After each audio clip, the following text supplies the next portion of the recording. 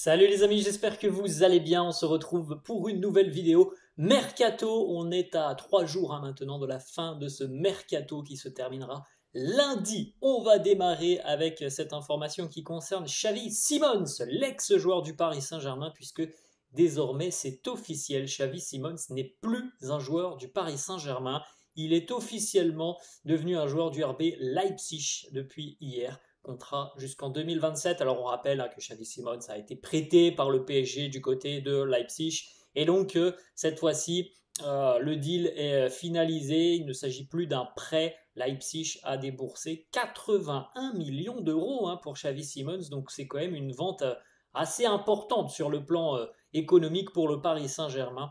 Et malheureusement, on ne reverra jamais Xavi Simons sous les couleurs du PSG. C'est un super joueur, un super profil. On sait qu'il y a eu des désaccords avec Luis Enrique. On verra bien s'il continue d'exploser au plus haut niveau parce que on voit quand même les qualités du joueur et c'est vrai qu'on se dit qu'il y a quand même eu un raté du côté du PSG de ne pas avoir pu profiter justement d'un talent comme celui de Xavi Simons au plus haut niveau. C'est quand même dommage. Voilà, il est du côté de Leipzig et cette fois-ci c'est définitif. Il ne reviendra pas à Paris. On enchaîne avec cette information qui concerne l'avenir d'Ansu Fati et c'est lié aussi un petit peu à Marcus Rashford du côté du Barça. Alors on sait que Ansu Fati visiblement ne souhaite pas quitter le Barça. On verra bien s'il est poussé vers la sortie durant les 2-3 derniers jours là, de Mercato. Mais il y a l'Ajax qui va tenter aussi certainement sa chance sur le dossier Ansu Fati. On verra.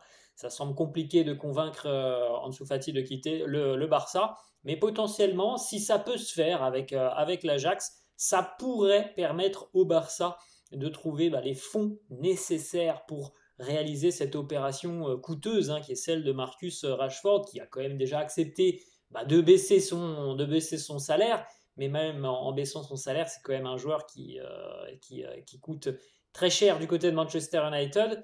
Même s'il est prêt à faire des efforts pour rejoindre le Barça, c'est quand même compliqué pour les Catalans de réussir le montage financier. On continue du côté de Manchester United. Toujours, ça concerne l'attaquant danois Rasmus Højlund, qui n'est pas forcément très apprécié par Ruben Amorim. Ruben Amorim, il fait des choix depuis son arrivée. Alors, les résultats sont moyens pour le moment, mais bon, on va pas non plus juger Ruben Amorim après à peine 2 mois passés sur le banc de touche des Red Devils. Les résultats sont moyens, il faut du temps certainement pour qu'il mette ses idées, sa méthode en place, mais en tout cas, c'est déjà un entraîneur qui a des convictions. Alors, qu'on aime ou qu'on n'aime pas, Rasmus Højlund, visiblement, n'est pas un joueur qui a le profil pour matcher avec ce que demande Ruben Amorim. Donc, il y a la possibilité d'un départ pour l'attaquant danois. 2 clubs italiens se sont déjà positionnés, le Napoli et la Juventus. On poursuit les amis du côté du Bayern Munich avec le départ du jeune crack français Mathys Tel qui va vraisemblablement quitter le Bayern sur ces derniers jours de mercato. Reste à savoir la formule, prêt ou transfert définitif. À noter que le directeur sportif du Bayern Munich s'est exprimé et a annoncé j'ai très rarement reçu autant d'appels de clubs pour un joueur. Il y a beaucoup de clubs intéressés par Mathys Tel. C'est le directeur sportif du Bayern qui l'a dit. Le téléphone ne fait que de sonner. Donc c'est dire si c'est un profil quand même intéressant, celui de Mathys Tel. On a déjà vu ce qu'il était capable de faire du côté du Bayern, un petit peu moins cette saison, mais on l'a vu notamment l'année dernière avec peu de temps de jeu, il arrive à faire beaucoup. C'est un joueur électrique qui fait beaucoup de différences, qui a le sens de la finition, qui est très puissant, très véloce. Il y a beaucoup de clubs en première ligue qui sont intéressés. Tottenham va vraisemblablement transmettre une offre colossale. On parle d'un gros montant de la part des Spurs pour Mathys Tel. Il y a d'autres équipes aussi qui se sont intéressées, pourquoi pas sous la forme d'un prêt. Manchester United, Chelsea aussi est présent pour un transfert aussi sec. Il semblerait, les amis, à prendre au conditionnel, que Mathys Tel est une préférence pour Manchester United. On verra si ça se confirme, mais la tendance, elle va vers un départ de Mathys Tel. Il y a vraiment de grandes chances qu'il quitte le Bayern sur ces 2-3 derniers jours de mercato et devrait normalement aller en première ligue. On poursuit avec cette information du côté de l'AS Monaco. on a coché le profil d'un international anglais, un joueur très expérimenté, Jordan Henderson, qui était de retour du côté des Pays-Bas, du côté de l'Ajax. Jordan Henderson, ça fait voilà, depuis le début de saison 4-5 mois qu'il est à l'Ajax, après avoir quitté Al Ettifaq en Arabie Saoudite. Monaco était tombé d'accord avec le joueur, on parlait déjà d'un contrat jusqu'en juin 2026, donc 1 an et demi. Le problème, c'est que malgré le Here We Go de Fabrizio Romano, certains médias annoncent que l'Ajax ne veut pas libérer Jordan Henderson, donc on verra bien si ça se finalise durant les prochains jours, mais c'est pas aussi simple que le Here We Go de Fabrizio Romano. Visiblement, il y a eu de nouvelles informations et l'Ajax, pour le moment, bloquerait le départ de Jordan Henderson. On enchaîne, on va du côté de Chelsea, les Blues, encore une fois, à la recherche d'un jeune profil, comme souvent du côté de Chelsea. On vient de parler de Mathys Tel. Eh bien, regardez aussi celui-là, Alejandro Garnacho, qui évolue du côté de Manchester United, qui n'a pas forcément non plus le temps de jeu escompté. Je pense qu'il aimerait avoir un rôle plus important dans une équipe. Alors je ne sais pas s'il l'aurait du côté de Chelsea, parce qu'il y a tellement de monde du côté des Blues que c'est compliqué de se faire une place de titulaire, de bouger un petit peu, chambouler la hiérarchie d'Enzo Maresca. Mais en tout cas, Chelsea s'apprête à formuler une offre auprès de Manchester United pour Garnacho. Là encore une fois, on ne sait pas trop si c'est un prêt ou un transfert sec. Ensuite, les amis, on va du côté du Qatar. Al Douail qui enregistre l'arrivée d'Hakim Ziyech. Je crois qu'on en avait parlé en début de semaine.